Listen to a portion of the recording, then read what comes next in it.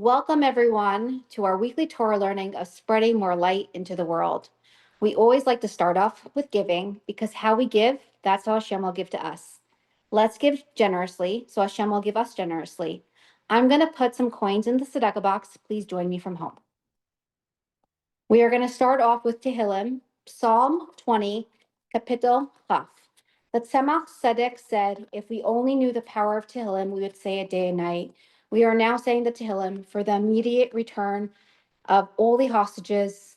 They should come home safe and sound, for Mashiach to come, and for the safety of all the Jewish people around the whole world, and for the safety and protection of our incredible IDF, the Chayalim and Chayalot. Lam Natseach, Mizmar LeDavid, Yancha Adonai B'yam Sarah. Yisagevcha Shem Elahei Kaiv Yishlach Azrecha Mikaidesh. Umitzian Yisadecha Yiskar Komin Chasecha Ve'lascha Yidash Nesela. Yitain Lacha Cholvavavcha V'chalatzcha Yimalei. Neranana B'shua Secho V'Shem Eloheinu Nidgo Yimalei Adonai Kol Mishal Esecha. Ata Yadaiti Ki Yashia Adonai Mishichaya Nehu Mishmei Kachai B'Gorei Sisha Yiminai.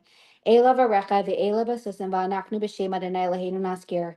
Hema karu v'nafalu v'anachnu kamenu v'nisaydad. Adonai Hashia hamelach yanenu b'yam karenu. We do these classes weekly in the complete refuah shalema for Chana Yenta Rivka Bas Shendel, Yosef ben Deborah Leah, Yosef Yitzchak ben Bela, Razel Bas Hadas, Rafal Chai Meir ben Sima Chasha, Yosef Shlomo ben Risha, Devorah Leah Bas Yafa Liba, Mercedes ben Esther, and Tzipporah Bas Yocheved Zisel, and Gershon Leib ben Menucha. May we merit that they should all feel good, and we're including everyone in these names. We're also doing these classes for the complete protection of all the IDF, the Chayalim and Chayalot, and protection for all Am Yisrael and Eretz Yisrael. And I do these classes weekly in memory of my dear grandmother, Rivka Dina Bas Yosef Yehuda. I hope you're proud. In honor of Chaim Ber ben Betzalo, known as Chaim Ber Bolshansky. To save a life is saving a world, and he saved many in the Soviet Union. In honor of my other grandmother, Bela Bas Betzalo, in honor of a dear friend whose sister-in-law and sister perished in a terrible fire in the beginning of this year, Sanya Zahara Bas David, and in memory and in honor of my dear uncle, Rabbi Shalom Dover Lipsker, known as Rabbi, full name, Shalom Dover ben Eliyahu Akiva. Not every gem is a giant, and not every giant is a gem. Rabbi Lipsker was both a giant and a gem. Before, I'm going to introduce to you our speaker, but before she begins, I'm just going to tell you a little bit about her. So give me a moment while we're going to also have a short video that I think you guys would really appreciate. I want to also thank Shlucha Dini Greenberg from China for recommending to get Yael. So Yael Trusch is the host of an award-winning podcast, Jewish Money Matters. Her signature online course, God Wants You to Be Rich, has transformed the lives of countless Jewish women and couples across the globe. Yael is a sought-out after speaker who captivates and empowers women with her honest, relatable, and profound Jewish approach to money and life. Yael's profile appearance includes memorable speeches at the Jewish Learning Institute, JLI, National Jewish Retreat, Momentum, Wizo, Hadassa, JWE, as well as the JCC and the Chabad houses around the entire world. Yael is a regular contributor for Chabad.org, H.com, and the Jewish Herald Voice. Her Jewish financial insights have also been featured in mainstream publications such as Real Simple Magazine, The Independent, and numerous summits and podcasts. Yael also has an MBA from NYU and a bachelor's in economics and international relations from Tufts University. She is a native of Puerto Rico, lives and worked abroad in exotic locations as Shanghai, China, Argentina, and many other places, and several U.S.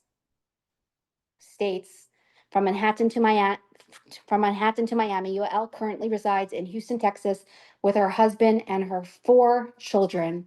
So we are going to be honored now. Yael is going to share a 5-minute clip that's going to tie in this entire program. Thank you so much, Yael. Thank you for that beautiful introduction. Thank you so much, everybody. Okay, so let's get going with the clip, and then we'll start with my story. Okay, let me just share my screen. Thank you, Chaya, for doing this. Amazing. Okay, I think we got it, right? Okay. Wait, did I share the sound? Because sometimes when you share, you don't share the sound. Did you get? Just put the sound a little higher and make the screen bigger, please. Well, 1 second. Yeah, I will. I just want to do it again because there's a, yeah, share sound needs to be there. Okay, and then we're going to, hold on.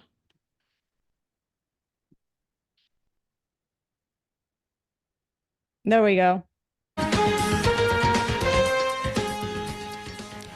We're back on Larry King Live. It's the end of an era for Lubavitcher Jews. The legendary Grand Rabbi, 92-year-old Menachem Schneerson, died early Sunday morning after a long illness.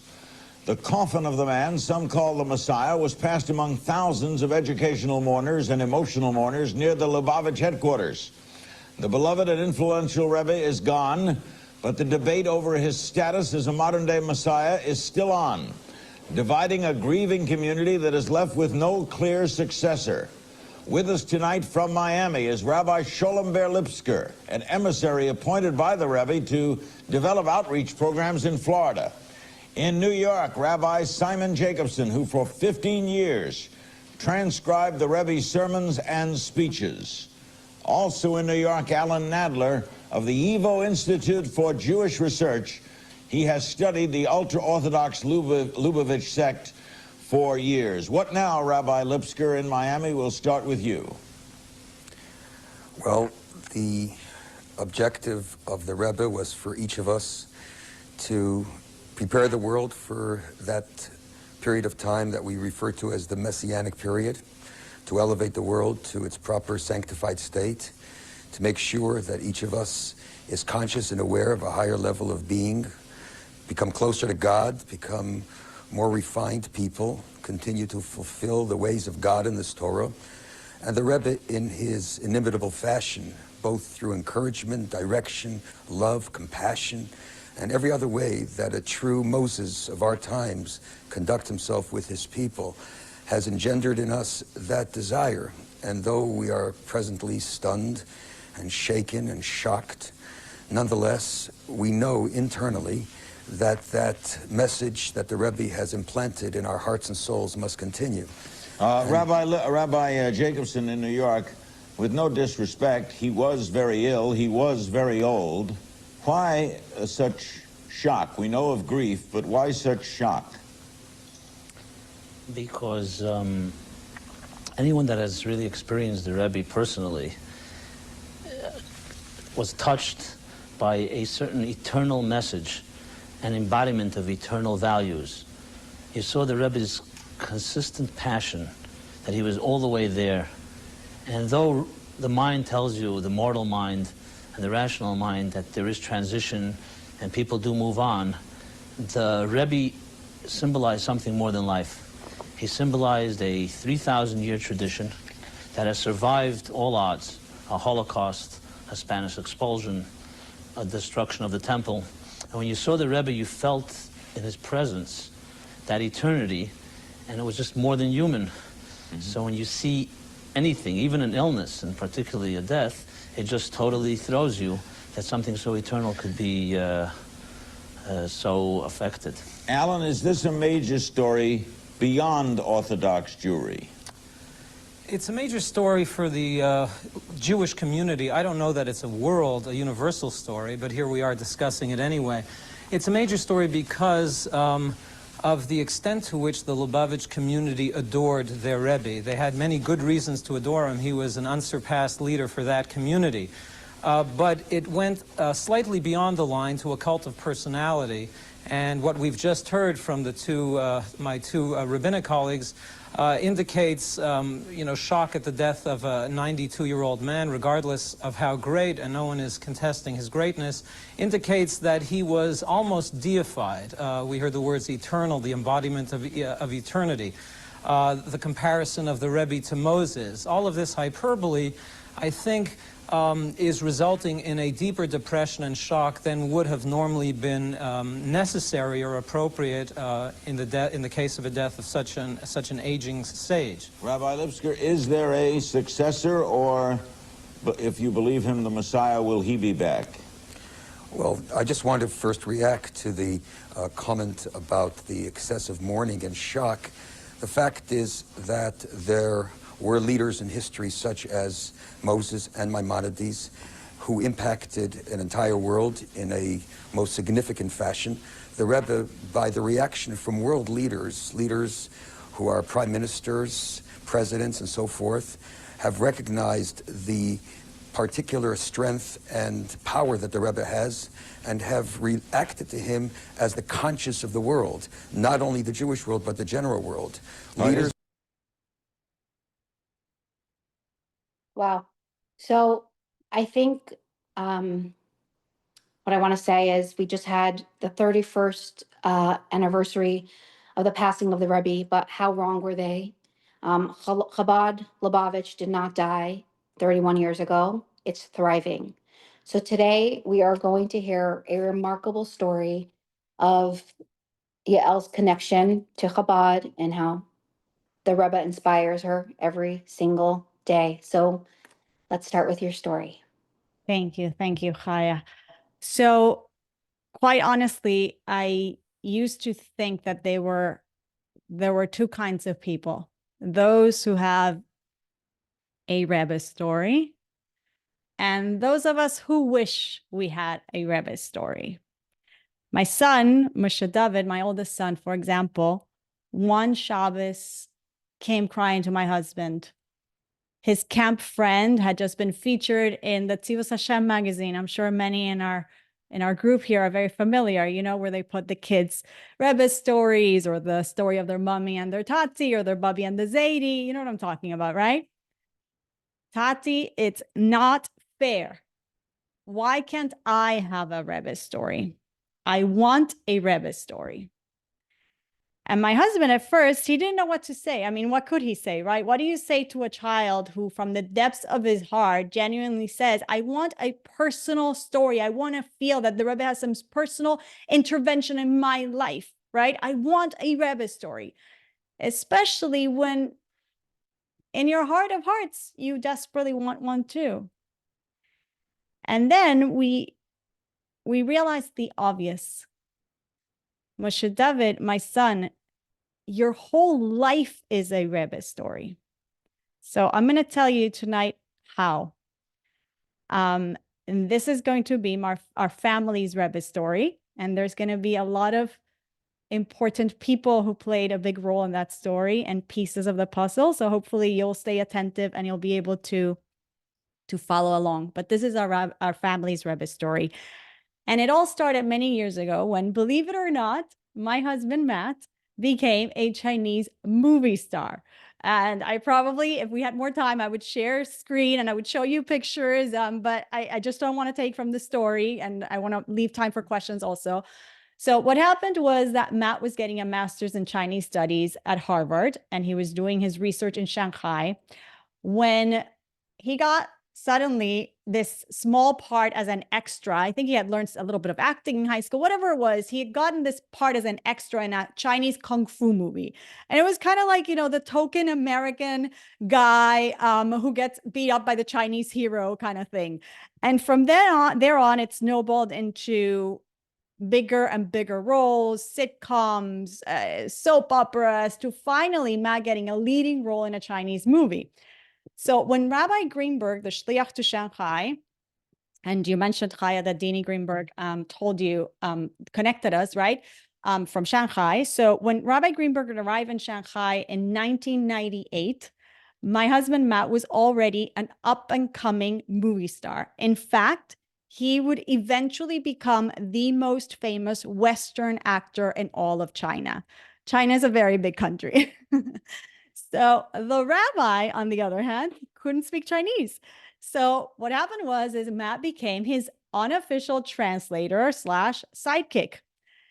Matt thought that he was helping the rabbi, but really the rabbi was helping Matt. So they would go driving around Shanghai, and he got to ask the rabbi every Jewish question that his conservative upbringing had left unanswered. Until one day, the rabbi asks Matt a blunt question. He says, Matt, have you ever considered not marrying a Chinese girl? Why not, Rabbi, right? Well, I'm pretty sure your parents would want you to marry a nice Jewish girl. So I'm a nice Jewish girl, right? But the last thing that I was looking for was an American guy. I'm from Puerto Rico. I think Chaya, you mentioned that in the intro, but for those of you who joined a little bit later, I'm from Puerto Rico. So in my hometown, we call American guys gringos. I'm a Latin girl. I'm not marrying a gringo, let alone a guy who plays one on Chinese TV. Like, no, like this is totally not my thing, okay? So after I graduated college at Tufts University, so I left Puerto Rico, I went to university. After I graduated college at Tufts, I moved to New York City to work on Wall Street. And at that time, this grueling investment banking lifestyle, I don't know if you're familiar with it, but it was pretty intense. The grueling lifestyle just forced me to ask really profound questions such as, is there more to life than professional and financial success? And what about marriage and family? So in search of a better work-life balance, I moved to Miami. And that's where I met my first Chabad shluchim, Rabbi Rafi and Hindi Rosenberg. And ladies, I have to tell you that I immediately discovered a beauty and a depth to Judaism and to life, quite frankly, that I never knew existed. And I started attending every class that they would give to young professionals and every Shabbat and Yom Tov dinner too, until eventually I literally would pack up and I would move to the Rosenbergs home every Friday night, every Shabbos and Yom Tov. And Chaya, this is the part that you were so curious about. At the time, the Rosenbergs, who now run very successfully the Sky Lake Shul in North Miami, were in Surfside in Bal Harbor, and they were part of the Bal Harbor community. So they had been in Shlichus in Colombia, in Bogota, Colombia. That's how I got connected with them. There was a Latin connection there. And now they were in Miami.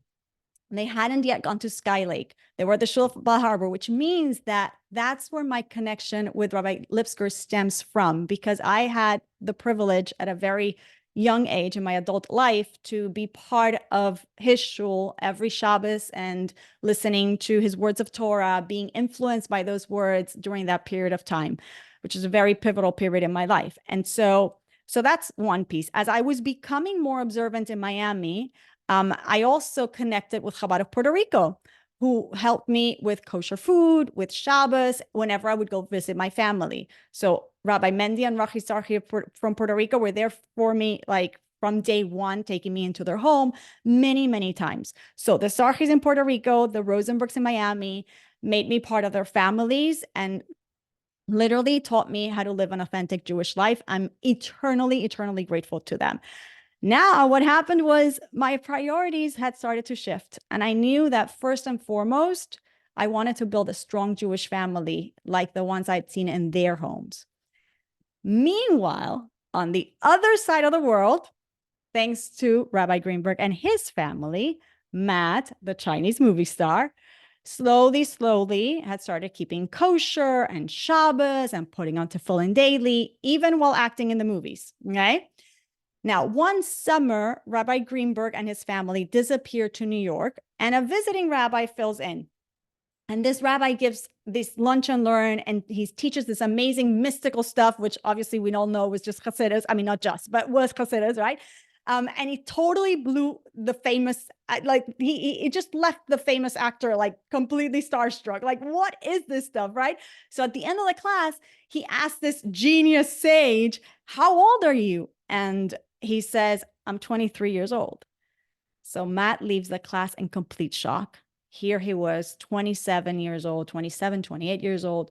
yeah, 27. He thought he was so smart. He had graduated from Dartmouth, from Harvard, and he felt he couldn't come anywhere close to this 23-year-old kid rabbi, right?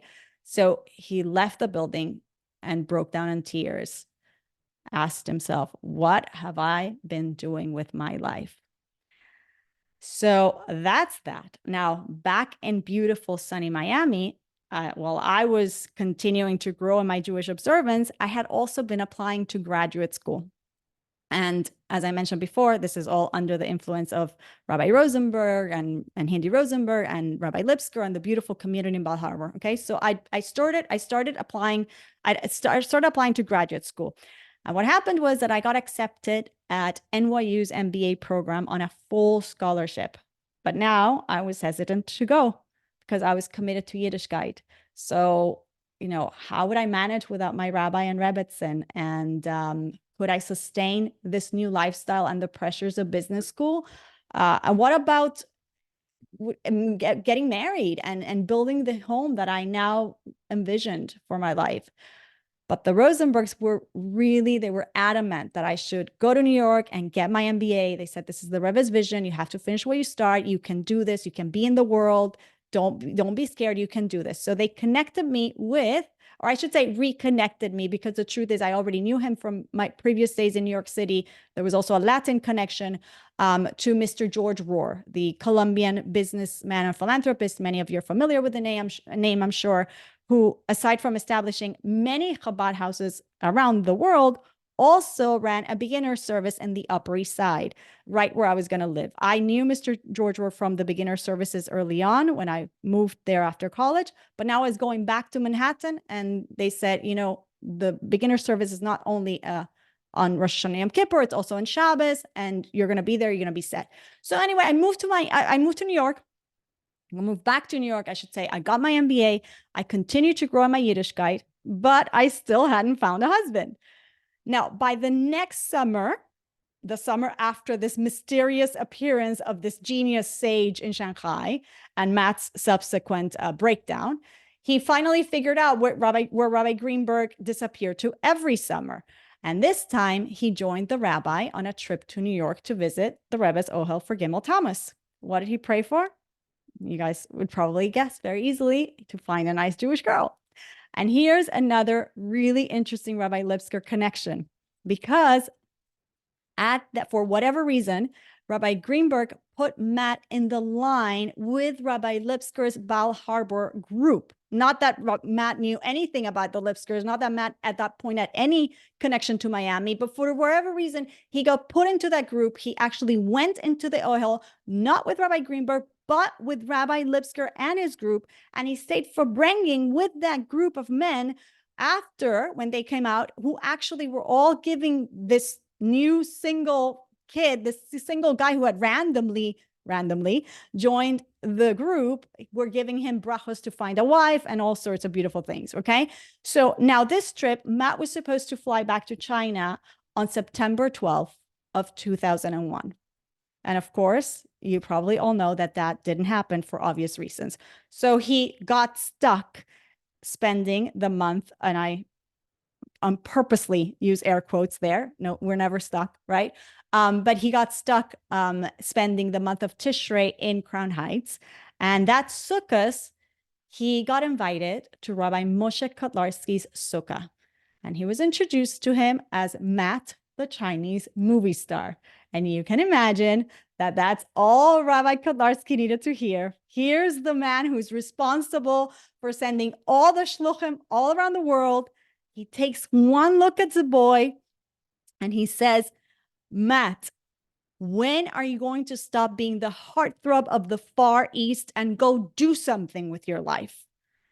And the thing is that Rabbi Kotlarski kept repeating this line all night long, all Farbrengen long. Matt, when are you going to stop being the heartthrob of the Far East and go do something with your life?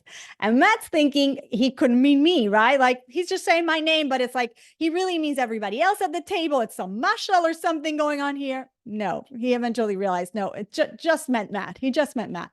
So he was a little bit bitter at first, but eventually he really took Rabbi Kolarski's words to heart.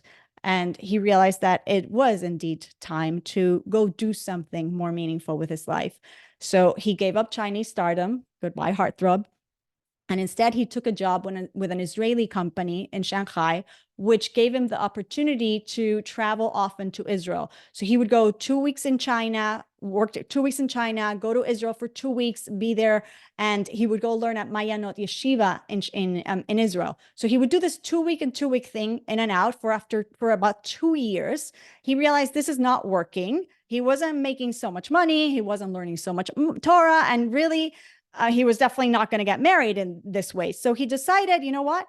I'm going to finish the year with the company, and then I'm going to sit down and learn full time at Mayanot, and that way, it's going to be good, and I'll get married. And just as he made that decision that he's going to do that, the director of Mayanot Yeshiva, Rabbi Gestetner, pulls him aside and says, Matt, you seem like a nice guy. Ever think about getting married? I know a nice girl in New York. Why don't you send her an email? Now, back in New York, this nice girl had been attending, as you can imagine, many, many, many singles events. And at one of those events, this is actually a cool story, I heard a story about a man who needed a blessing for his daughter to get married. And so his rabbi asked him, did you ever make a kiddush for your daughter when she was born? And he thought about it. He said, no, actually, we forgot. We didn't. So the rabbi said, think of all the blessings that would have been said and all the amens you would have responded. She missed out on that. Go back and make a kiddush for your daughter. Okay. So he did. And lo and behold, soon after, the girl got engaged. So I turned to my girlfriend and I said, I've got to do this. And so I picked up the phone. I called Chabad of the Upper East Side and I told the rabbi the story. And I said, Rabbi, I would like to sponsor a kiddush. And he's like, wow, Yael, what a lovely idea. Do you want to sponsor the regular kiddush or the grand kiddush? Rabbi, I want to get married. I'm going for the grand kiddush. So we're picking a date for this grand kiddush. And the rabbi suddenly exclaims, oh, Yael, this is actually a very auspicious date. It's the date that the Mittler Rebbe got released from prison. And I was like, what? Like, it totally went over my head. Like, what is he talking about? Like, auspicious grand kiddush. That's all I cared about. So we had this grand kiddush. And around that time, I also got involved with I also went on a Mayanot birthright trip to Israel. And I got involved with the Mayanot Birthright Wall Street alumni, who are a group of young professionals who'd all gone on Mayanot Birthright trips. And, maybe I'd find a husband there. Not quite, but that's how I met Rabbi Gestetner, who one day sends me an email, a strange email, seemingly out of nowhere. And this is how it goes. Literally, this is the email. Hi, Yael. Sorry to be so blunt, but are you looking for a husband? And if so, can you tell me what you're looking for? Not exactly your typical matchmaking intro, but yes, I was. So I replied with a description of, I don't even know, some checklist, but I sent him some sort of checklist and I got this cryptic response from Rabbi Gestetner. Sounds good, the boy's going to write. So when I got the email from a guy who had graduated Harvard and became an actor and then religious in Shanghai of all places, you can only imagine that I thought, like, how do I know if this guy's normal, right? I wasn't going to waste my time. I don't what is this? So I realized that the best way to check him out was going to be through the Chabad Shluchim in Shanghai. But how? Here was he was here was a girl who had become religious. How would I get connected, right, to the Chabad Shluchim in Shanghai? And I immediately remembered, I said, George. So I called George Rohr, who had also been involved in establishing Chabad of Shanghai. And when I told him the situation, he immediately said, don't worry, Yael, I'll look into it. So a few days later, Mr. Rohr calls me back with a scoop on Matt. And he tells me everything. And then at the end, he says, I said, George, so what do I do? So he says, Yael, if you were my daughter, I would tell you to go out with him. So now Matt and I had been emailing for over a month. And with the green light from George Rohr and the green light from our rabbis, he bought a ticket from China to New York to come meet me. And we had 5 dates in 5 days. And one morning he's in shul and they say, no tachanun today. Why? It's a Hasidic holiday.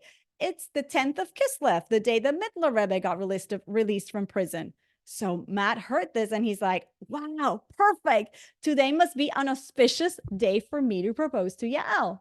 And so he runs to a store in Grand Heights and he buys a suit right off the rack. And I don't know, apparently there was no tailor, no time for alterations. I don't know, because that night he shows up at my doorstep and I immediately think like, oh my gosh, he's so sweet. He got me flowers. And then I think, wait, why is he wearing a suit and tie? And why is that suit so big on him? And he says, oh yeah, let's go to the Empire State Building. And I'm like, well, Matt, I just got off work. I'm a little hungry actually, but he insisted. So he takes me to the top of the Empire State Building.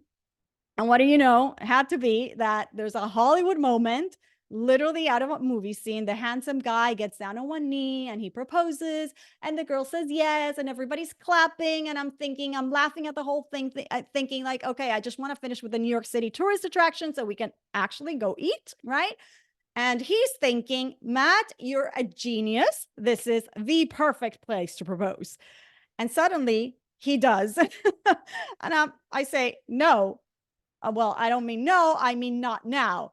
And the poor guy, he looked like he was going to jump off the ledge. But it gets worse because then we turn to go back into the elevator. And guess who goes in the elevator with us? Of course, the beautiful couple out of the Hollywood movie scene who just got engaged. And they were so happy. And it was quite the long elevator ride. I felt actually really, really bad. So when we got downstairs, I said, come, let's go eat. I know a kosher place nearby. And on our walk, very conveniently for me, I take him to Le Marais, the fancy kosher steakhouse in New York, right? We all love Le Marais. And the poor guy, he's like, come on, she turns me down and I have to buy her steak. But after the steak and the wine and whatever, things started to get a little bit more relaxed and everything's going well until he decides to drop this line on me that I did not like at all. He says, well, whenever you're ready, the offer still stands. And I did not like that. I said, what? You're going to have to ask me again. And he's thinking like, oh my gosh, I have to ask her out again and pay for another expensive meal. And how much is that going to cost me? And then he's like, okay, which she said that I could ask her again. So why don't I just ask her now, right now? And so he asked me and I said, yes. So he learned his first lesson in marriage is an important lesson. Don't discuss anything important with your wife when she's hungry. A pretty practical lesson. Now, I want you to remember my grand kiddush because Matt and I, remember the grand kiddush? Matt and I got engaged a year later, exactly to the day. Okay. A few months later, we got married in the steps of 770. Rabbi Kotlarski married us. He was Mesader Kedushin. George Rohr and the rabbis from Shanghai, from Miami, Puerto Rico, and Jerusalem all came to give us blessings under the chuppah. 2 weeks later, we fly to Israel for a year of learning at Mayanot. And 12 months later, our first son, Moshe David, was born, and his bris and his pidyon haben were at Mayanot. Now, after the new baby, Matt figures, okay, well, it's time to get a job. So he got a few job offers in the States, and he was about to accept one actually in Miami. We were there at the time for about 2 months. We went back to Bal Harbor and we were part of the shul. So again, that connection. And in fact, some of my husband's very best friends to this date, he made from that short time period in Miami. So at that time, he's about to accept a job offer there when suddenly, again, seemingly out of nowhere, he gets a phone call from Rabbi Gestetner. Matt, there are some real estate guys in New York who you should go meet. They need somebody to run their office in China. I'm like, Matt, China? No, there is no way I'm moving to China unless they make you some crazy offer, right? So he goes to the interview and of course, guess what? They make him a crazy offer. So the job was also sending us to Shanghai to be precisely next to his rabbi. Plus, the opportunity had come directly from Rabbi Gestetner, who had introduced us. It was a clear sign that we were being led from above. And surely this wasn't just about going to work in real estate. this was our chance for us to help the shluchim there build the community, and that's exactly what we did. Matt went back to being Rabbi Greenberg's sidekick, now as the gabbai of the shul, and also started a beginner's minyan, modeled after George Rohr's minyan, a beginner's minyan, and he continued to do a ton of behind-the-scenes work for the Shanghai Jewish community and the Chabad of Shanghai. And meanwhile, I helped the shluchim run the Hebrew school and with ladies programs, okay? So really, aside from Matt's job in real estate development, we had a very, very vibrant life helping the shluchim. But again, we weren't helping them. They were helping us. Those 3.5 years in such close proximity to the Greenbergs in Shanghai strengthened our family and shaped the way we would parent our children. When I was pregnant with my second child, our daughter Batsheva, she was born in Shanghai, she's made in China. When I was pregnant with my third child, that's when it happened. When my second child was born in Shanghai, okay? So then when I was pregnant with my third child, that's when we decided with the Greenbergs' blessings that it was time for us to probably move to a place with more Jewish education for our kids.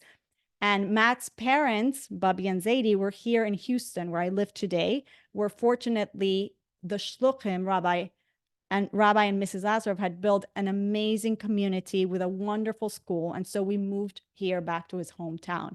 And that's where, in Houston, that Shabbos night, where we tell our 10-year-old son, Moshe David, my son, your whole life is a Rebbe story.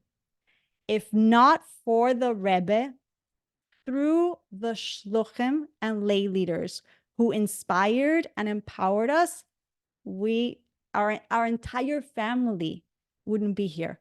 Our whole life is a Rebbe story. So today, my husband is not only a businessman, he's also a rabbi. And I'll tell you how that happened, because it's a really wonderful story as well. When my son turned 12, that same son, the oldest one, when he turned 12, I told him, Moshe David, Tati is about to start discussing with you what you're going to learn for your bar mitzvah. So when you're talking about that, maybe you can encourage him to start learning smicha. So you learn for your bar mitzvah and he learns smicha. And it worked. After a few nudges from his son, Matt actually signed up for online smicha with Rabbi Wilhelm. And after a few years studying, and on top of his pretty intense work and travel schedule, he finished smicha. And on the flight to Crown Heights for this banquet to receive his smicha certificate and the whole banquet and everything, our son told Matt the truth. He said, Tati, you know, it was mommy who put me up to this. She's the one who wanted you to get smicha. So almost 3 years, and my husband had no idea that I was behind it. And after a few more years of learning, Matt actually recently became a dayan. And of course, we're super, super proud of him. Now, despite all of that, you should know that Rabbi Kotlarski's words continue to haunt him. Matt, when are you going to go do something with your life? And then one day, not long ago, he gets a call from a rabbi in London. And we were in shock, actually. We literally felt like we're working for the Rebbe. And the call went like this: Matt, can you help us translate the Tanya into Chinese?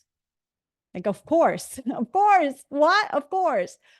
And then in the process of Matt working on the Chinese Tanya project, he discovered an amazing Rebbe story that blew us away.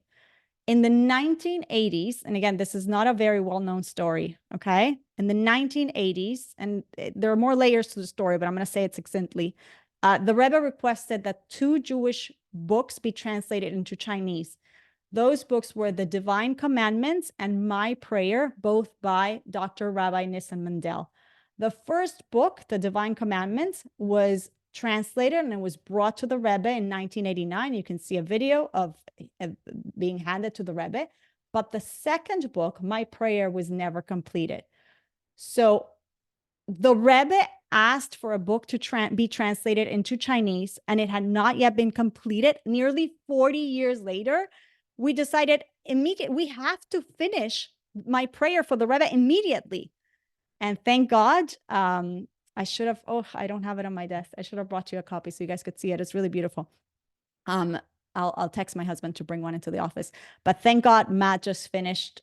He just published the book with Kehos, and it's also been digitized, and it's available on Chabad.org for Chinese speakers to access it. And Matt's team of Jewish Chinese translators are almost finished with the Tanya, and in Mirz Hashem, it's going to be in the shelves very, very soon. Now, you have to realize how exciting this was for my husband. He could never really figure out why did God make him learn Chinese? Wouldn't his life been better if he had spent all that time learning Hebrew and Torah instead, right? And finally, he found a chance to really do something with his life, to use his unique talents and skills to do something for the Rebbe. Now he knew why Hashem had him learn Chinese. On my end, like Chaya said before, well, in addition to the most important thing, raising my 4 beautiful children who actually were not in Houston anymore, all of them. Like I have a son who just finished studying in Morristown, who's going to Ole Torah next year. I have 2 daughters who learn in high school in Chicago. They go to school there. And then my youngest son is still learning here at Torah Day School of Houston. But aside from raising my 4 beautiful children, I've leveraged my experience in finance and in business to host an award-winning podcast, Jewish Money Matters, as you mentioned, Chaya. It's a great show. You should listen to it. And I actually had the merit, as you mentioned, of interviewing Rabbi Lipsker on the show. It's on every podcast platform, Apple Podcasts, Spotify, etc. We've been doing this. I've been doing it for over 8 years, 400 plus episodes. I've also, over the last 10 years, had the merit to help the Shluchim in Houston by teaching classes and leading programming for the Jewish Latin American women in the city. It's been a wonderful journey, a lot of fun. And I teach weekly Torah classes, both in Spanish and in English, that are now online, and they gather thousands of women around the globe. Maybe some of you come to my classes.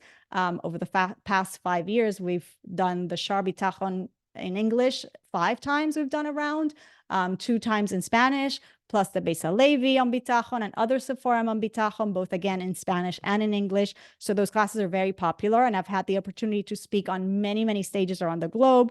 JLI Retreat, Momentum. Like, oh, you should know actually, JLI Retreat, back in 2019, one of my lectures, when back then in 2019, there was only a handful of identifiably Jewish podcasts. And one of my lectures for JLI then was about the lessons that I'd learned over 100 episodes of being a podcast host, over 100 episodes back then. Now it's 400 plus almost 500, but back then it was 100.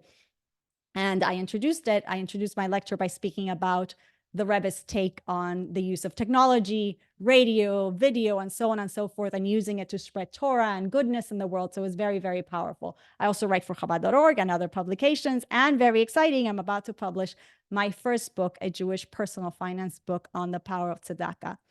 So this is our family's Rebbe story. You, every single one of you in this room, has a Rebbe story too.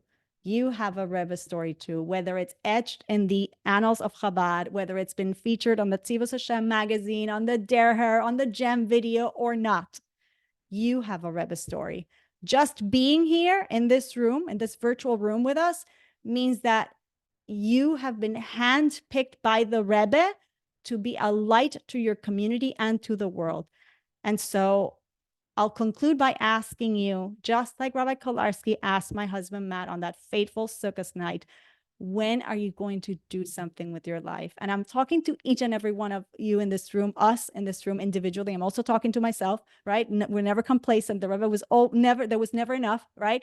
When are you going to do something with your life? Let's all give nachas to the Rebbe, who's invested so much in each and every one of us, who believes in us and in our potential even more than we do. Let's go out there together and bring Mashiach now. And ladies, I know I don't have to tell you this, because you all know in this room that we can do it. Let's go out there and bring Mashiach now. Wow, Yael, amen. I actually listened, I can't say I listened to all your podcasts. I skimmed through a few. I got hooked on the one that you did with Rabbi Lipsker. You asked such great questions. Now I feel very humbled that I get to interview you. I hope I will do a good job. Before I ask you questions, if it's okay with you, I would love to do a roll call. It's amazing how the world is round and you met so many people. Every week we do a roll call on our class. Copying is the best form of flattery. And I do this, Rabbi Kolarski of blessed memory. We do this in his honor. Every single week we do a shout out where everyone is from on the class, and may we merit to see him with the coming of Mashiach. Incredible, incredible story, and I'm inspired. Okay, so tonight we have with us, here goes, Crown Heights, Brooklyn Heights, Houston, Texas, North Carolina. We have Toronto, we have Montreal, we have Chicago joining us, Baltimore, Mexico City, we have LA, California, we have Bal Harbor, Florida, we have Bay Harbor, Florida, we have Australia, we have Hollywood, Florida, we have Ottawa, Canada, we have Flatbush, we have Houston, Texas, we have Miami, Florida, and so many people from so many countries tune in from around the world. I was asked to give a shout out for Israel and South Africa that are on different time zones. So we started off with a video of the prediction on a public CNN video after live after the Rebbe passed away. And it's really ironic, but how wrong were they Yeah. to say that, end of an era? It was the beginning of an era. It was a continued era. And the amount of shluchim that went out after Gimel Tammuz, hundreds all around the globe, the amount of Torah study, the amount of programs, I'm going to list a few before we go through the questions. And I would love to interview one day Mr. Adler, because his prediction was so off, and Larry King David. But I just want to give a shout out to my uncle in the world of truth, how his words were, everything he said, it's worth to listen to. You can go on YouTube, you can Google it. Every word he said was very profound, and he spoke the truth. And Rabbi Simon Jacobson, incredible. So I just want to say the continued legacy of the Rebbe is continuing. So I'm going to name a few, and if anyone wants to post in the chat if I'm missing one. So after Gimel Tammuz, it says that when a tzaddik passes away, if they're a tzaddik, their legacy shines even brighter than from when they were alive. And we see this, hundreds of people visit the Ohel daily from all walks of life to ask for blessings. The fact that our president, Trump, went to the Ohel, the mayor of New York City, Eric Adams, was at the Ohel. He goes very often. We have Jews and non-Jews that go for visits. So it's pretty fascinating to see the type of people that go. We have people from all around the world. You hear every language spoken at the Ohel, the resting place of the Rebbe. On Gimel Tammuz, 31 years there. The line was an hour and a half to get by. You had 30 seconds, but people came all day, all night. I merited to be at the Ohel on Gimel Tammuz. We're going to merit to see the Rebbe with our own eyes very soon with the coming of Mashiach. So some programs that continued from after Gimel Tammuz, they predicted so wrong, but we have C-Teen, C-Kids, YJP, Pigisha, Campus Shluchim, Chabad on Campus, JLI. We have like, I don't know the name, but these incredible organizations that take care of the IDF, that take care of lone soldiers. We have all these incredible programs that started, and we will list more in a couple of minutes. But it's amazing to see how everyone wants to do more and everyone wants to continue the Rebbe's vision and light, and everything the Rebbe ever put out is either in Sfarim, in books, or he says it with his own mouth. You can see it on Gem, and you can check it out on YouTube. Incredible stuff. Everything the Rebbe ever predicted came true. Even though at the time it was not so popular and people thought the Rebbe was exaggerating and they didn't like his style, they didn't like that he spoke to women, he didn't like that he had private audiences with families. They didn't like that the woman was up there in his eyes. They didn't like that he wanted people to wrap tefillin with every Jew of every background. But today, everyone is copying because copying is the best form of flattery. And everything the Rebbe did was with love and care. So, Yael, if it's okay with you, I would love to ask you a couple of questions. Of course. Okay, so I'm going to, before I continue, someone asked a question, so I'm going to address it. Someone asked what your podcast is called. I'm going to link all her podcasts on the YouTube channel on the description, so you can check it out there. So anyone viewing this recording, just go to the description on our YouTube channel and you will see it. So please subscribe to our YouTube channel. It's Chaya Mink, CHAYAMINK, to get incredible classes. We have over 250 classes that we did over the years. Humbled and honored to share it with all of you. And I'm honored that I have the opportunity, which I will thank at the very end, of bringing light to the world. So you shared incredible stuff. So podcast first. What is your podcast called and how do we find you on YouTube? Sure. It's Jewish Money Matters, and it's on every podcast platform, Spotify, Apple Podcasts, 24/6. It's on YouTube. Not all 430 something episodes are on YouTube. Because remember, I've been doing this for almost 9 years. Before, podcasting was not a video thing. We also have some episodes every week that are Ask Yael questions, questions that come in from the audience. I actually answer those, and they go on the podcast players, but I don't record myself I don't video myself answering the questions, so they're not on YouTube. But it's really everywhere. And yeah, you can find them. Jewish Money Matters. It's really been the Rebbe's inspiration. You should know also that it's so interesting because when I started this podcast, my whole vision was, as always with my work, was always to bring the light of Torah and Hasidus to Jews who didn't, like me, didn't have that education. And what's been very interesting is that you see the Rebbe's reach and the depth that we have with the Rebbe's Torah and teachings, that the last time I surveyed my audience, I was in such shock. I thought most of my audience would be a secular audience.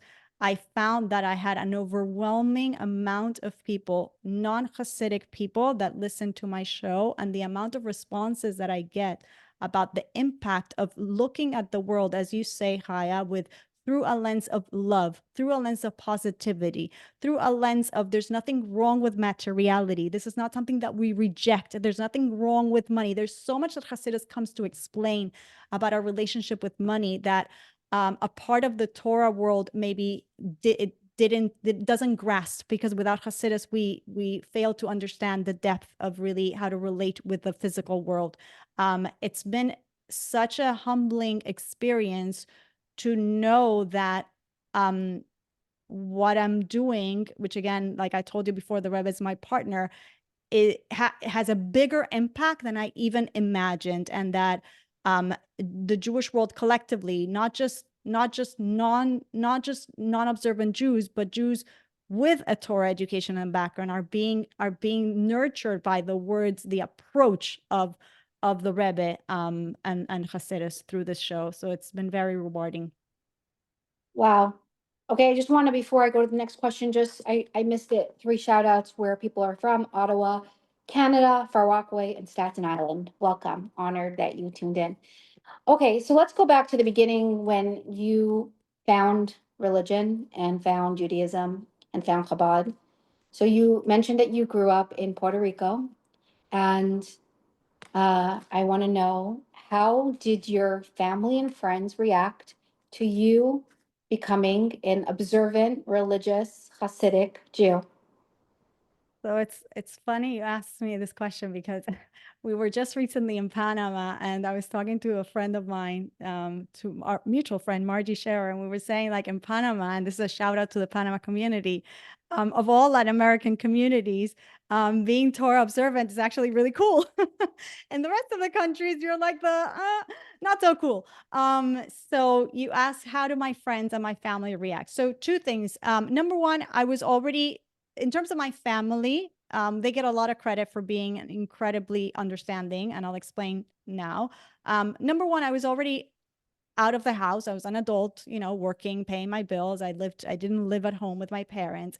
However, this is actually a very important point. I think something really beautiful happens when a person embraces Torah mitzvahs. There's a certain refinement of character that starts happening. And you can't help but notice that in terms of our interpersonal relations, and that definitely plays out in our relationship with our parents, very, very notably, there tends to be an improvement. There's a certain way to relate to other people, especially to our parents, with certain respect, a certain derech eretz, that didn't go unnoticed. And of course, that's to my parents' credit, that when they faced opposition and they faced more pushback, I would say, than I did. The typical remarks of what's up with her? What do you mean? Like, was she join a cult or whatever? From my parents' point of view, they saw she's actually in a very healthy place. She's actually a very healthy adult. She's actually a very fine human being. There can't be this might not be our lifestyle. This might not be what we know, but there's nothing wrong with it. They saw it in a very positive way. And as my husband and I always joke, also once you have the grandkids, everything kind of like the differences go to the wayside, and but yeah, my parents do get a lot of credit in terms of friendships. Like everything, there's at the beginning, the first Shabbos, you have 100 messages. Where are you? We're going to the movies. We're going here. Where are you? Where are you? Where are you? By the second week, you have 79 messages. The third week, you have 60 messages. By the fourth, fifth week, your friend's starting to notice, like, okay, no, don't waste your time calling her because she's out of commission. You do lose some friendships, but you gain some. And you adopt a new lifestyle where you find people that really are on the same wavelength as you, that really want a relationship with Hashem, that really are striving to become better people, to serve their creator, and so on and so forth. And those become new people in your life that really enrich your life. And then there's other people that, kind of, it's just in every stage. So yes, I lost some friendships, I guess, but I gained many others. And so it's been wonderful. Incredible. Did you inspire any people along the road of your journey to join, your ways of religion? Well, yes, along the way, I've had many friends, again, from the Latin secular world who've gone to mikvah, who's gotten married out to Hadassa Kodesh, many friends who've taken on Shabbos, kashrus, everybody at their own pace, but they're definitely, and that's among my friendships, not to mention my students, obviously. And I could give you hundreds of beautiful stories of students and of emails that I get on a weekly basis, very powerful emails, again, based on the podcast. But yes, it's, you mentioned, it's so funny because you mentioned if you teach Aleph, if you know Aleph, teach Aleph. And I was smiling. I couldn't believe you said that, because that's one of the Rebbe's teachings that I've always lived by, and I think she's here on the Zoom, but when one of the shluchas in Shanghai, in Texas, asked me to teach these classes to the Latin women, I was like, nah, who am I? Like, what do I have to teach? And but you just go do it. Just like my husband, who am I to translate the Tanya into Chinese? I wouldn't know how, but you just go do it. And I remember many years ago, in fact, I didn't share this story, but I'll share it now. I'm a public speaker. Of course, I travel all over and I speak. And the irony is that I was never a speaker. I was actually a very shy, timid person. I still am. When I went to business school, you have to speak in public a lot. And I was always the member of the group who would hide behind the PowerPoint, and then other team members would speak on stage, not me. And yet one year, George Rohr called me up and he said, I want you to do the Devar Torah. I want you to do the big speech at Ne'ilah on Yom Kippur for my beginner service. And I was floored. Like, this is like a 200 people auditorium at Ramas at KJ. And I was, but you don't say no. You just say yes. And, you know, you're just going to go, you're just a shliach. I don't know how I was going to do it, but I did it. And the joke is always like, not only did you help me get married, but you also helped launch my career, because what did I know then that was going to be the beginning of my speaking career? Wow, and you do a pretty good job, I have to say. Baruch Hashem. I just want to say that I'm just gonna go back to what I was saying, that prior to Gimel Tammuz, before the Rebbe's passing, there were 1,500 shluchim approximately that were out there in the world that the Rebbe personally sent out. After Gimel Tammuz today, there are over 6,000 shluchim around the entire world. Again, they were so wrong. The Rebbe's legacy continues and lives on, and the Rebbe is so much here in such a like way we can't see him, but we could feel him. And the fact that you and your husband are religious today, it's And Chaya, it's even more than that, because I look at my children, and you see these children, they are dedicated to the Rebbe. Like, their whole life mission is to go on shlichus. They already are shluchim. Like, my children work in Hebrew schools and work in camps, and like everything they do is. And you see the power again. When I watched this video, you sent it to me earlier before we started the program, I had to laugh because I was looking at my own family and my own children, right?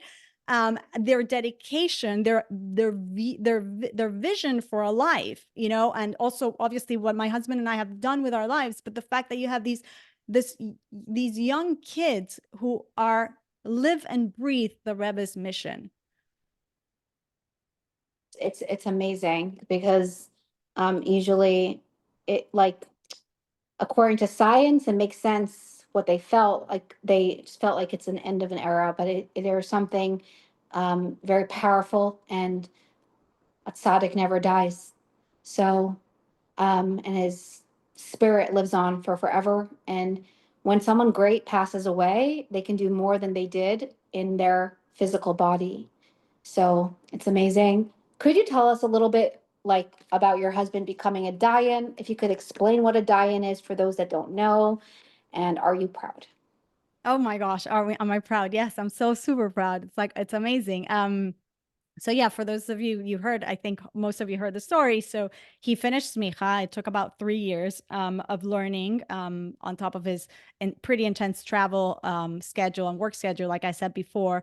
And then when he finished and he got his smicha certificate, I encouraged him. Well, he presented the opportunity. He told me that this was such a thing, like you could still continue. He learned with Rabbi Wilhelm. It's a wonderful program, online smicha with Rabbi Wilhelm, or whoever. Any of you ladies who have husbands, who I knew that my husband had always dreamt of finishing smicha, and we were in Mayanot, that was kind of the goal. But then, you know, life happened and we got busy. He got busy with work and providing for his family and so on and so forth. So that's why I knew over the years that was something that really he would really love. I knew that the Rebbe very much wanted that the head of household would have smicha. So when that opportunity came, that I thought, ooh, you know, maybe this is a chance for my son to encourage him, since anyway, my husband's going to be talking to him about his own learning. And it worked out. And then when he finished and he got smicha, Matt told me that there was the opportunity to continue to learn with Rabbi Wilhelm and become a dayan, which is I guess it's how do you explain? It's like an advanced degree that you could be, and I guess you can be you can try civil cases and business cases specifically. So I for sure encouraged him. I already knew that, you know, how much he gained from those 3 years learning online with his group. And you should know, when we went not long ago, I would say maybe 8 months ago. We went to New York for the Dayanos banquet to get the certificate, and there were families and wives there with husbands from all over the world who became Dayanim. It was really very beautiful to see that these men have been learning again for another 2-3 years online, had never met in person. Chavrusas, like my husband's chavrusa, to meet in person. It was actually very heartwarming. And you had actually, again, a testament to the Rebbe's legacy. You had in that ceremony, actually, Mrs. Kalarski was there with me. I saw her, she's in the room. It was so beautiful. You had people, you had Lubavitchers, you had shluchim, you had Lubavitch businessmen like my husband, of all walks, attorneys, businessmen, I think even medical doctors. You had men who like my husband's chavrusa, modern Orthodox. You had Hasidim with Langa Payas. You had shluchim, like I said, such a diverse mix. Again, the power of the Rebbe's legacy, and again, what people like Rabbi Wilhelm have built. And again, I can't stress this enough, what each of these shluchim and again, lay leaders, what they have given us. And I feel like it's almost like I've given credit only to a few people, but there are so many others that I could add to the story, to our life story. And it's all been because of the Rebbe, because each and every one of these people were empowered by the Rebbe or inspired by the Rebbe to touch somebody else's life. And my life and my husband's life and now my children's life is a living testament of that work. Wow. Okay, going back to your podcast of Jewish Money Matters, right? What would you say is the best way in Torah to make money? Like from all the podcasts that you did, the most successful people, what's their secret? Oh, okay. That's actually a great question, and one that I wish was asked more often, especially among the youth. It's very simple, and the Rebbe talked about this. And in fact, the Shar Bitachon, which the Rebbe advised people to learn in depth, says it very clearly. The best way to find a source for sustenance, for livelihood, is to find the intersection of three things: the way God built you, your physical nature, the way God built you intellectually, four things, I should say: your physical built, your intellectual built, your drive, what you're inclined towards, what you're passionate, what you lean towards, and your tolerance. I'll give you an example. Okay. So if you have a person who is, built rather petite, let's take a man, right? It's not a very strong, tall man. Well, he probably should not be a contractor, builder, be doing heavy lifting, right? And if you have a person who's very intellectual, very analytical, he probably should be doing something that uses his brain and not necessarily his hands, right? And if you have somebody who's drawn to certain type of, like my husband is drawn to numbers. He's like a math genius, right? So you probably should be working with numbers. And if you have a high tolerance for something and not for other things, take my husband, for example. He has a very low tolerance for blood. Yes, he has a very numerical mind. He probably could have done very well taking science classes and going to medical school, except he cannot tolerate blood. He does very, very well and should be doing. He has a high tolerance for negotiations, very tiring negotiations. He has a high tolerance for analyzing spreadsheets and crunching numbers till the wee hours of the night. He should probably do that. And that's what he does. So you see, so the best way for you to find your source of livelihood is exactly where God made you, the way God made you. And God made us in a certain way. Okay. He made us with certain inclinations, natural talents, and certain tolerance for certain things. And I'll add to that God also doesn't make us in a certain way. He doesn't wire us in a certain way, but he also puts us through certain experiences, and those experiences shape us. And very often, those experiences give us an inkling as to where we were going to shine the most. So sometimes our challenges are a place that we feel, oh, that's a part of me that's maybe broken. Well, it's not actually broken. It's also part of your toolkit. And very often that's where you have the empathy to understand, to help, to heal the world. So whenever you're looking, and this is something that, again, those of us who are raising young children, very often we ask children, what do you want to do? What do you want to be when you grow up? There's a much better question, which is, what do you want to heal in the world when you grow up? Like, what do you want? How do you want to help the world, right? What do you want to do for this world? And the way we discover that is really looking at, what is my makeup? How did God make me? Because it wasn't by chance that God made me, that I like music, or that I like art, or that I'm more analytical, or I'm better with words. You know, I'm a person who's very good with words, and I'm very good at communicating. So I probably should be doing that. I probably should be writing. I probably should be speaking, right? I probably should not be crunching numbers. So, and again, I was crunching numbers. So go figure.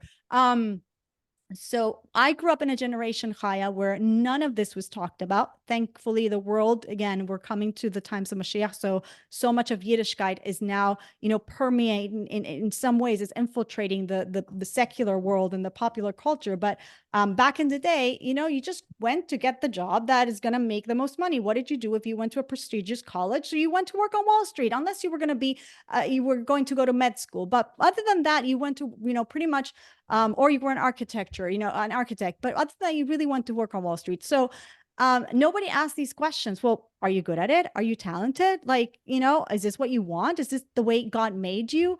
Again, very simple. I mean, it's simple. It sounds simple, but it's not so simple. It takes a lot of inner discovery, but that's what God wants. God wants us to see, how can I serve him in this world? And he's given us the hint of how to serve him in this world.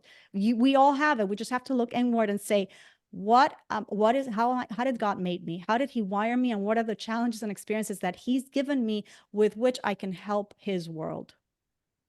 Wow, that's incredible. And you mentioned Shar B'Tachlan. I'm very proud to say that we have a Shar B'Tachlan under our umbrella as well. We're in chapter 6 with Rabbi Lipsker's daughter, Devorah Andrezi. She teaches it, so it's pretty amazing. But I really encourage everyone to learn Shar B'Tachlan, live it, because it will change your life. It will change your views, and it will give you meaning, and it will make you understand things. So if it's okay, I want to focus a drop on your podcast, because you spread a lot of Torah and light through Money Matters. You interviewed a lot of incredible, successful businessmen. And I just want to ask you, did anyone ever mention like tzedakah, meiser on, and if you could explain what meiser is, because maybe some of our viewers don't know, but the secret to making more money and wealth is meiser, giving 1/10 of your earnings. So if you could just share a little bit about that. So nice that you asked me. Well, that's what my book is about, and for good reason, because many of us grew up and we're all givers. Let me put it like this: all Jews were the descendants of Avraham Avinu, and so we're wired to give, not just our money, but our time, our expertise, etc. Right? And I'm not sure why, but we all knew about tzedakah. We all know about tzedakah, but somehow the memo, we lost the memo somehow in the day school curriculum and in the Hebrew school curriculum, I should say in the Hebrew school curriculum, and surprisingly also in the day school curriculum, meiser we kind of missed the point of meiser, or we maybe missed that day of Hebrew school. I'm not exactly sure, but a lot of us missed it. And we are not well aware that a lot of people can't be bothered because they think it's going to take away from their wealth. Well, we don't understand that there is a minimum obligation that is to take minimum obligation for every Jew to take 10% of their after-tax earnings and give it to those in need. And that the power that has, and it's not just a spiritual power, it's a financial power. And when the Torah tells us, and when God tells us, gives us a promise and a guarantee of wealth, that is the truth. You don't know how many people, again, including Torah observant Jews, call into the show and ask me meiser questions and tell me things, unfortunately, like, well, when I have saved up what the personal finance space typically calls their emergency fund, my emergency fund, then maybe we'll start giving meiser. And, again, a lot of what I try to share with people is we've been in exile for so long that we've adopted the mindset of other cultures and other faiths and other environments, non-Jewish, in so many areas of our lives: marriage, relationships, business, all the things, including money, but we don't realize. Things like this, like saying, I will give when I have, are not Jewish, okay? They are contrary to Judaism. And you talked about the power of Meiser in Aser Te'aser Bishvil Shetitasher, that when you give Meiser, you will become wealthy. This is actually very much linked to bitachon. So I always tell people, when we're building your financial structure, so to speak, a Jewish financial structure, the foundation of it is your bitachon. And this is something that you're not going to hear by any other personal finance person, okay? This is pure Judaism. We can build the most sophisticated structure. If it is not standing on a foundation of well-nurtured bitachon, real bitachon, the structure is going to collapse. It'll collapse financially, or it'll collapse in your family, or it'll collapse in your mental health. Somehow it's going to collapse because you're sitting in a very weak foundation. You believe that that it's in your power, that you make the money. Number two, and again, you won't ever hear this in the personal finance space, there are 4 ways that we can allocate our money. We all know it. You can save it, you can invest it, you can spend it, or you can give it, right? You can't do much else with it. You can burn it, I guess, or you can eat it. But really, those are the 4 ways. Those are the 4 ways we allocate money. Now, in the traditional normative personal finance space, that last one that I mentioned, giving, is last, because that's what happens after you've saved, you've invested, you spent, and if you have extra and you're a nice, generous person, of course you give.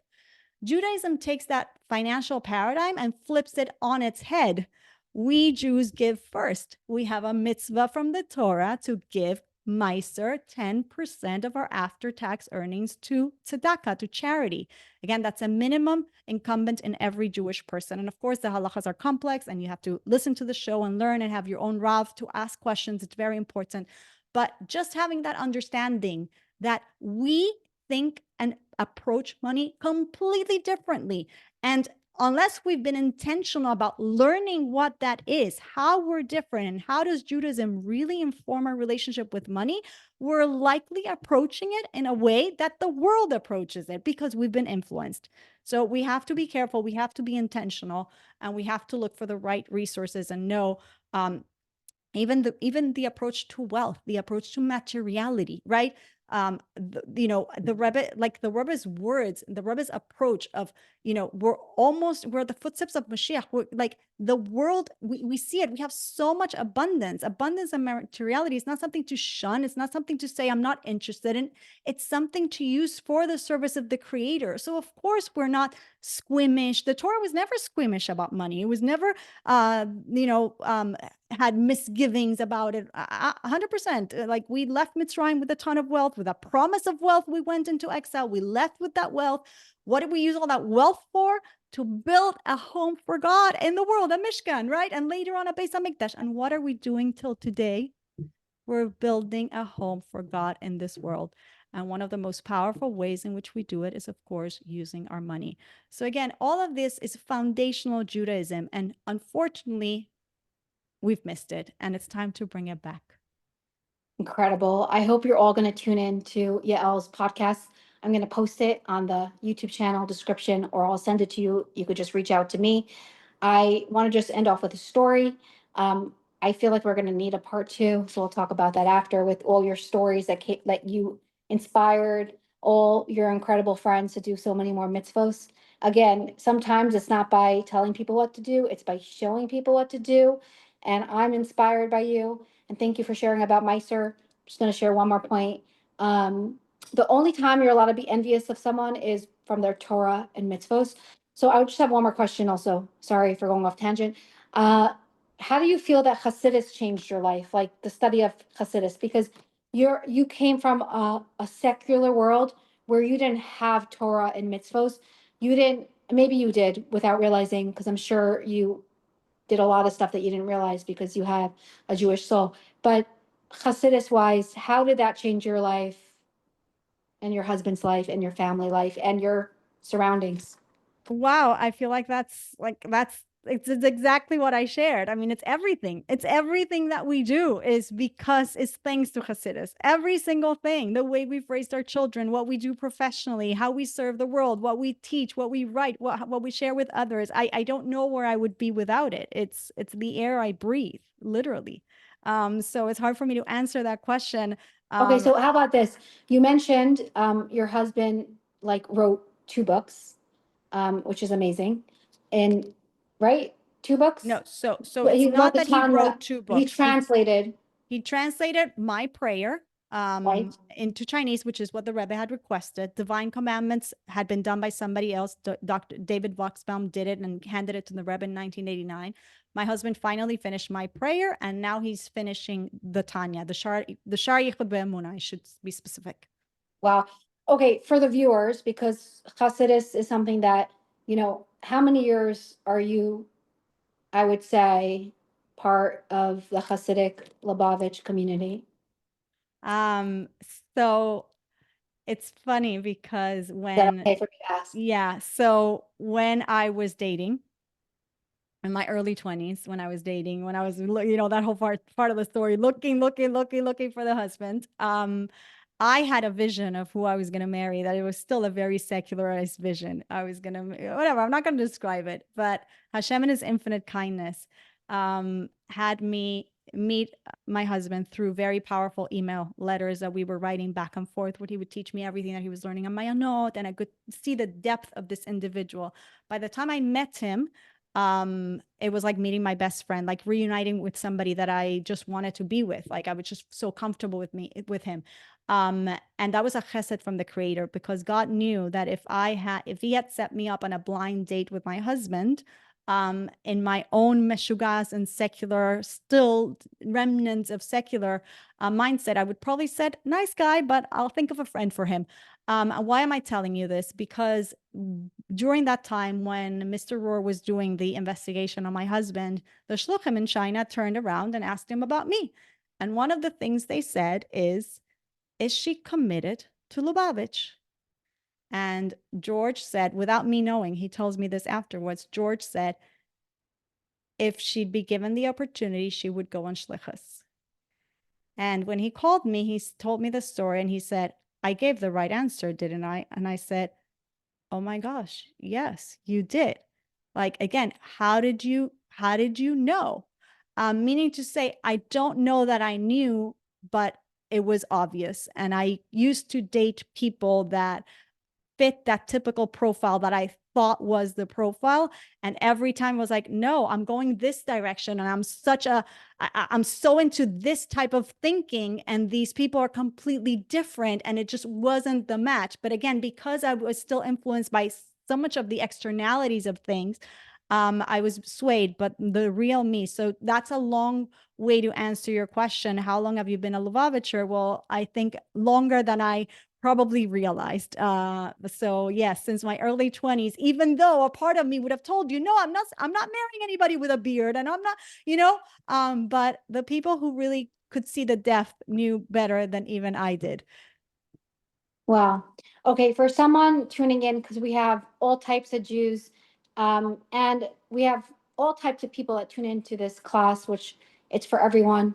I like to call it like the Kotel class. You go to the Kotel, you meet every type of Jew. Every type of Jew tunes in from all different backgrounds. But at the end of the day, I just want to say we're all the same. We all have the same mother and father, Avram, Yitzchak, Yaakov, Sarah, Rachel, Leah, Imenu. And we all come from the same God, one people. So the reason I ask you these questions with intention, I want to ask you, for those people that are just hearing about Hasidus and Torah and light and how it enhances her life and her family life, and everything in her life is just much brighter than it was before. And the lens, her eyes are just much clearer. It's like the first time you put on glasses, when you don't have a very good eyesight, and then you put your glasses on and you're like, wow, I didn't know, I never knew that this existed. It's like a whole new world. So my question for you is, what was your favorite thing in Hasidus to learn? Like where should someone start that is just starting out with Hasidus? Like, what would you recommend that was your favorite? And then I want to ask you, what was your favorite mitzvah? Because again, my father always says, halavai abal tshuva.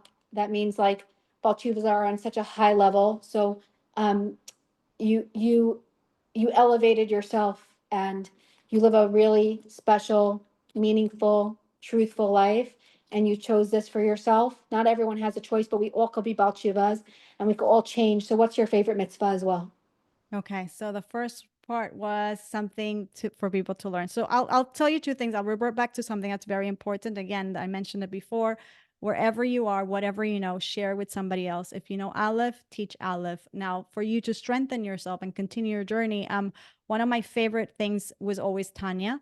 It's maybe not the easiest, but it's probably the best way to start. I love learning sichos, but I would say Tanya from the earlier days. And of course, there's, anybody, for somebody who's starting, there's, books, and if you're not yet want like a real, like a sefer of Tanya, or like to open a sikha, even if you're really, really starting, even opening pivotal, like foundational books, like we just had Rabbi Simon Jacobson in the video.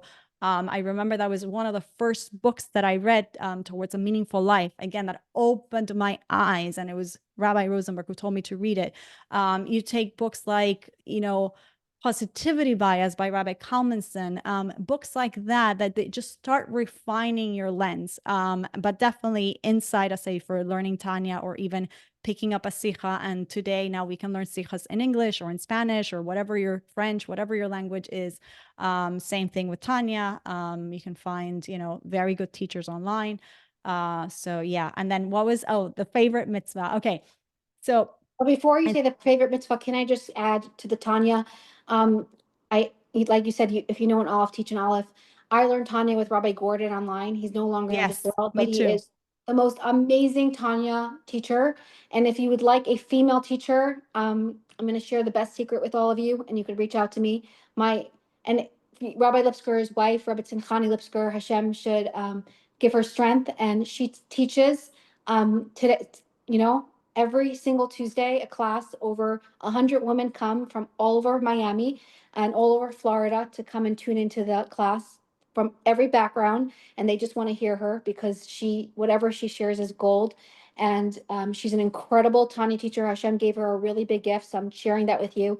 I'm going to put her podcast on the description of the class as well. I'm going to post it here. And now we want to hear your favorite mitzvah. Now, I'm so glad you said about Connie, because I did not know that. So now you know where I'm going to be seeing you every Tuesday. I'm very excited to join her class. And yes, Rabbi Gordon, same every day. It's a gem to learn Tanya every morning with Rabbi Gordon on the podcast, and to learn also the Chumash of the day and the Rashi of the day. Favorite mitzvah. So I'm gonna actually cheat. I'm gonna give you two. Shabbos candles. Shabbos is a big thing for me, and I was always, I guess it's no surprise, but definitely my husband told me this many years ago. Tzedakah is your mitzvah, giving. And again, it was like things that I didn't see it, but now I see it. It definitely is. It's something that I'm very passionate about, and it's no coincidence again that I ended up doing this work and really empowering and helping people to make sure that they're giving their meiser and their chomish properly, their tzedakah. So yeah, I would say that's definitely a favorite. I've been that. doing it since I'm very young, and many ways, and without knowing that I'm doing it right or whatever. But yeah.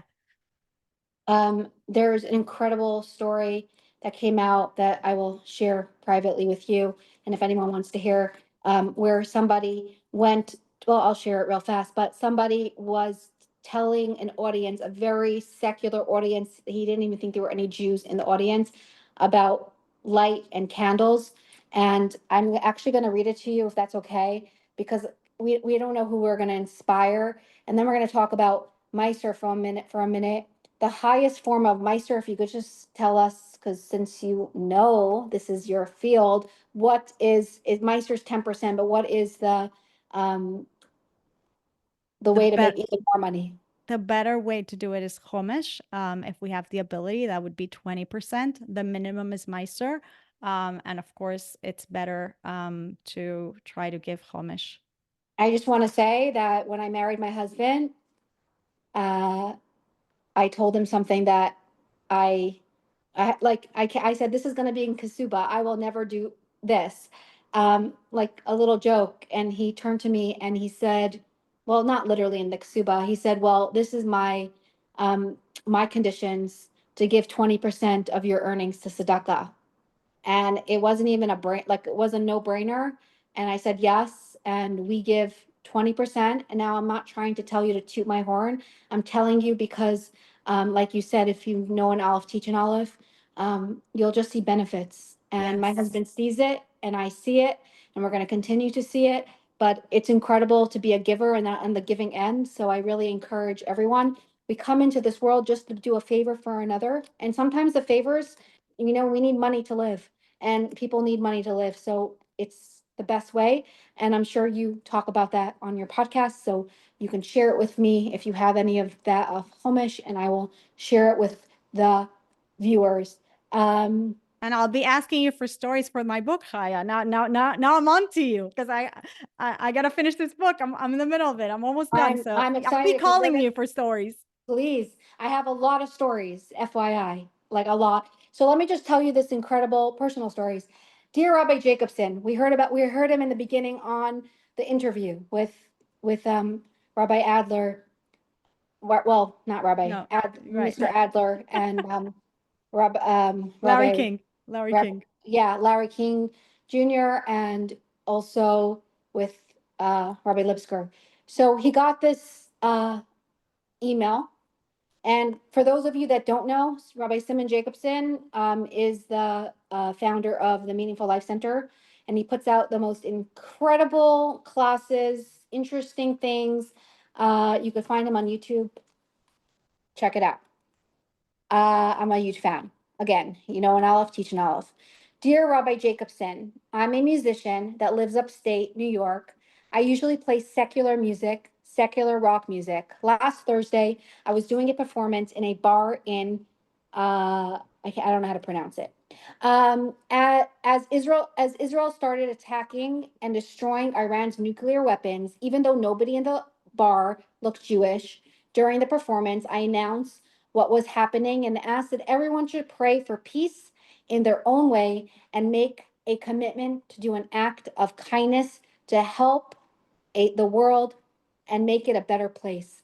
Then I played the song Shalom Aleichem and explained the meaning that there should be peace, that there should be peace. The next night, Friday night, I had a strange dream that Rabbi Groner, the Rebbe secretary, called me and said the Rebbe wanted to thank me because what I said in the bar inspired a Jewish woman in the audience to light Shabbat candles. And her candles and her candle lighting in helped bring extra blessings into the world that protected people in Israel and helped the Israeli Air Force succeed. When I woke up Shabbos morning, I thought even though it was a nice dream, it was probably a nonsense dream because I'm not an important enough person to get a message from the Rebbe in a dream. But today, Sunday morning, I got an email from a woman and who looked me up on social media and told me I inspired her what I had said at the bar, and she lit Shabbat candles to honor Israel. It was the first time she lit one since her bat mitzvah 50 years ago. This letter was sent to Rabbi Simon Jacobson. I have the chills. I sent a message to Shandy Jacobson. Now everything you hear is great, but I always like to confirm the story. Right. I said, "Is it a true story?" And she said, "It's a very true story. Incredible story." So, ladies, bring more light into the world if you hear this. Get someone else to bring in more light into the world if you hear this. And be the light in the world if you hear this. And share your light with the world, with everyone. I also want to end off with an incredible story. What you said, I loved what you said that not every, like, people ask their purpose. What's their purpose? What's their purpose? Go with your gut feeling what your purpose is. Don't look at your neighbor, what your neighbor's doing, and think, oh, we are gonna do this because it makes a lot of money, being a hairdresser or being a preschool teacher. No, you have to follow your gut. You have to, in your soul what's for you. And if you don't, like, you could speak to someone, a mentor, but really tap into your greatness. And everybody has a gift, and birth is saying you matter, like the Rebbe says. So Rebbe Zusha Anapoli, he was a big tzaddik, and before his passing, he said, "I'm not afraid of that they're going to ask me. I'm afraid when I pass away, they're not going to ask. They're going to say, why weren't? I'm not going to be afraid why they're ask me why or weren't you like Moshe Rabbeinu. I'm afraid why they're not going to. If they're going to ask me why wasn't I like Reb Zusha? So be your true self and shine your light and shine it bright. And you all have it in you to change the world. One person can change the entire world. And the proof is in the pudding. My uncle, Rabbi Lipsker, his holy soul and his neshama should have the highest aliyah. We should see him so soon with the coming of Mashiach. He changed the whole world. Because when we Amen. passed away, thousands of stories came out from every walk of life. And I'm actually doing encounters with his daughter, which one day we'll release, of the most incredible stories. But he tapped into his strengths and his talents and his gifts, and he shared it with the world. And we can do the same. One person can change the world, and that's all of you, and it's all of us. So let's make it happen, and let's bring Mashiach immediately. While I Amen. conclude with thank yous, firstly, I want to thank Yael for coming on and saying yes. And this week's class, we were supposed to have a completely different class, but when I reached out to the incredible speaker that I had planned, she told me, unfortunately, it didn't work out with her schedule and she has to postpone the class to a different week, like rain check. And I was like, that means there's someone else. So I put on my status, who do I know that has an incredible Rebbe story? And Rebbe Dini Greenberg, the shlucha, to China, reached out to me and said, gave me your information. And while she gave me the information, I Googled you and I watched some of your stuff. And I was like, I heard of you before, but I didn't really tap into it. And I was like, wow. And then when you called me, I even sent you a picture. I was in the middle of the class that you interviewed my uncle, Rabbi Lipsker. So, and then you sent me some other material, and Deanie sent me some material. So I believe Hakar Sataiv is really important. So I want to say thank you. I want to say thank you to Hashem and the Rebbe for giving me this opportunity of spreading light into the world. I feel very humbled and honored. I want to say thank you to my mashpia of the class, Shandy Jacobson. Very lucky. I encourage everyone to get a mashpia, a mentor. It will be Yes. life-changing for you. Yes. You'll avoid a lot of things, and you will just be clear-headed, and you won't need to go to therapy. Not that therapy's bad. Therapy could be good, but it will just avoid a lot of things, and you will have a much easier time in life if you have a mashpia, a mentor. So, Yes, everybody. Sorry, I just have to like highlight that. Yes. and I want to also say, since we're talking about the Rebbe encouraged people to get mentors. And he said, through your mentors, through your mashpia, it's going to be as if I'm speaking. Mm-hmm. True story. So get a mentor today, get a good one today, and tap into that gift, because it's a gift that Hashem gave us of having a mentor. Okay, I want to say thank you to all of our ambassadors of the class. What is an ambassador? An ambassador is someone that spreads the class on their statuses and their chats. And in return, I share my merits with you. And in one moment, poof, so much light can go out into the world, and it's because of all of you. So if you'd like to become an ambassador, please reach out to me at no cost. No, it's I really share my merits. I tell the Rebbe, and I mean it, and I believe this class has so many merits because, like you said, so many stories came out of this class. So many mitzvos are happening every single day. People are getting inspired. People are going to the mikvah for the first time. People are lighting candles. People are going to the OL for the first time. People are connecting to God, and people are just having better lives from this class by hearing like your stories and journeys. Uh, it's you're gonna I'm gonna get a lot of feedback. We love feedback, so please send it. Thank you everyone for tuning into this class. Subscribe to our YouTube channel. We also have a podcast now, the Soulful Spot. Like I told you in the beginning of the class, inspired by this mug I got a few years ago, the Soulful mug. And also, my uncle would always ask me, since I'm a little girl, how's your soul doing? So, yes. And I want to lastly, firstly, say thank you to my dear husband for helping me with the tech of this class, supporting my mission, and really standing behind me behind the scenes. So, I really am humbled. So, thank you. And I hope you'll tune in next week. Next week, we're having a class on Monday night on Yud-Beis Tammuz. We have the most incredible, uh, I think it's original footage to share with you about Yud-Beis Tammuz, and I'm excited for that. So please tune in and I will send it to you. So thank you everyone for tuning in and God bless you all. We're in a moment or two, we're going to share some pictures that Yael's going to share, like she mentioned earlier, of her family. And so the whole story will tie together, and she's going to conclude with a beautiful story. Yeah, so this actually just happened, ties into everything we've been talking about, Chaya, as I'm looking for the pictures. They're in the folder speaking engagements, right? Hold on. So I get this message. So I write, one of the publications I write for already for 9 years is the Jewish Herald Voice of Houston. And I'm the only frum writer in the publication. And I have a column there called, sorry, let me close YouTube, called Defining Jewish Women. Anyway, so a few weeks ago, I was debating like, oh, it's so much work. I've been doing this for so long. Every time I write, it demands so much from me. Maybe I should just put it on pause and not write the column, the newspaper column and whatnot. And as I'm debating all this, I get this incredible, again, Hashem, we work for Hashem and we're just his shluchim. And that's, again, what how the Rebbe taught us to be. I get this text from an acquaintance of mine, not somebody that I know very well, sends me a picture and it says, my daughter just returned from seminary and she showed me some of her notes, and look at the page she just showed me. And I look at the page and it's an article. It says Yael Trusch on top.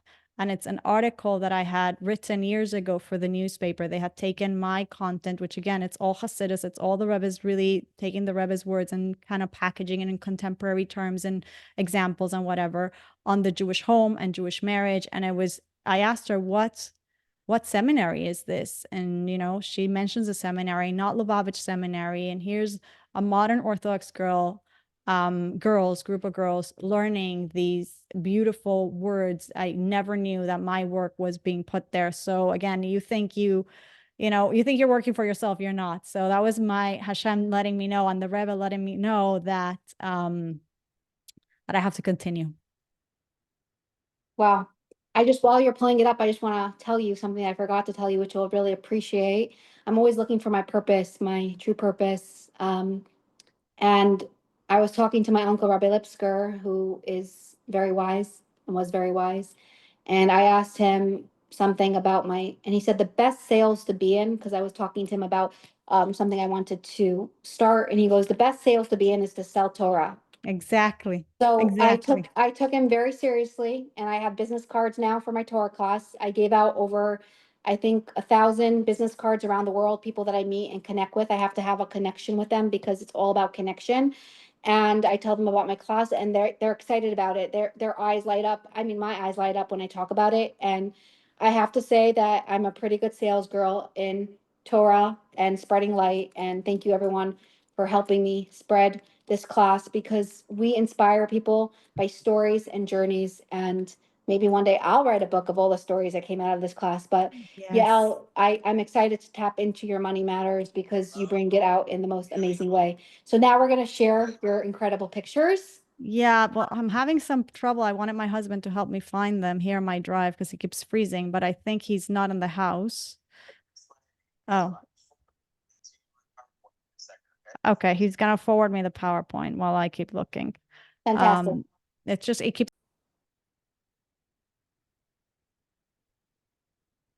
Let's see, it's loading. Okay, here we go. Okay, well, that was us, right? Wow. That's, the Chinese movie star. I told you that's how it started. That's those days. That's the Chinese actor. That's me on those Wall Street days. That is my husband in Rabbi Greenberg's table back in the day when the kids were very little, as just a person that was just supposedly helping the rabbi.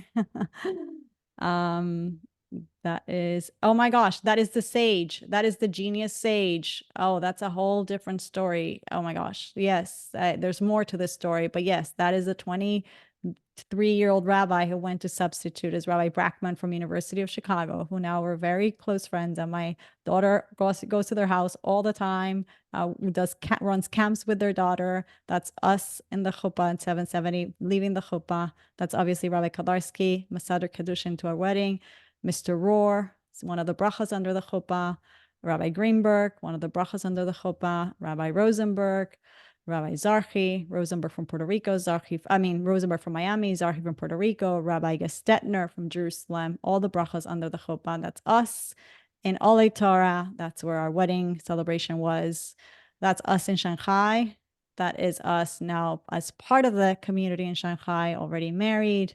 That's me as part of the community with the shlucha, the 2 shluchas back then, and myself with all our kids.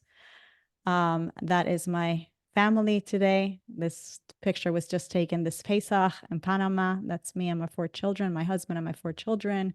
These are the children, beautiful family, Baruch Hashem. That is Matt getting smicha. The 2 boys flew with him to get smicha, and that's when you see my son. My oldest son is much younger there. He's just a bar mitzvah bacher. And my little one was very little, was now he's the bar mitzvah bacher. And that's where my son found out the truth that I had put my son up to the task of getting sort of quote unquote tricking my son and my husband into getting smicha. This is now last year when we went up to New York for Dayanos. So first was smicha, then years later, Dayanos, Baruch Hashem, we're very proud. Got his Dayanos certificate. This is my prayer in Chinese. Beautiful, beautiful, gorgeous. A commentary on the daily prayers by Rabbi Nissa Mandel. Now in Chinese, just like the Rebbe requested 40 years ago. And this is the Tanya, soon to be in the shelves. Please God, Shara Yichud Ve'emunah in Chinese. This is the podcast, Jewish Money Matters. This is me with the Latin ladies in Houston that I lead the programming for. That's us, Hanukkah program. This is me on different stages. This is actually Miami. Chani Lipsker was there actually. This is me at JLI. And yeah, that's us. And that's our story. That's our Rebbe story. Wow. Wow, wow, wow. The Rebbe is here. Yes. The Rebbe is there. The Rebbe is truly everywhere.